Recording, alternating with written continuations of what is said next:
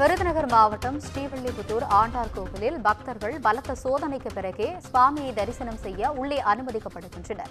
இதுகுறித்து அண்மை செய்தியை பார்த்துக் கொண்டிருக்கிறோம். கூடுதல் விவரங்களுடன் இணைகிறார் செய்தியாளர் செந்தில்குமார்.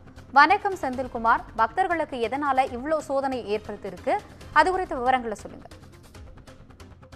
அதாவது ஆனந்தி, விருதுநகர் மாவட்டம் ஸ்ரீவில்லிபுத்தூர் ஆண்டாள் கோவில் 108 வைணவ தலங்களில் மிக முக்கியமான தலமாக கருதப்படுகிறது. இந்த கோவில் தான் தமிழக அரசின் முத்திரை சின்னமாக உள்ளது.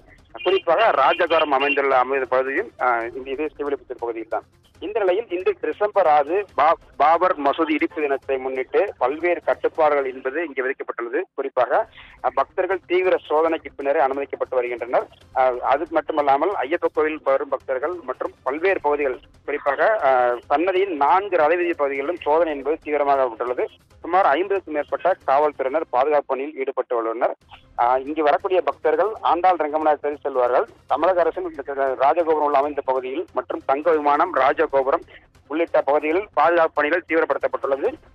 மாவட்ட காவல் கண்காணிப்பாளர் தலைமையில் இங்கு சோதனை ஈடுபட்டு வருகின்றனர். ஆனந்தி, விவரங்களுக்கு நன்றி செந்தில்குமார்.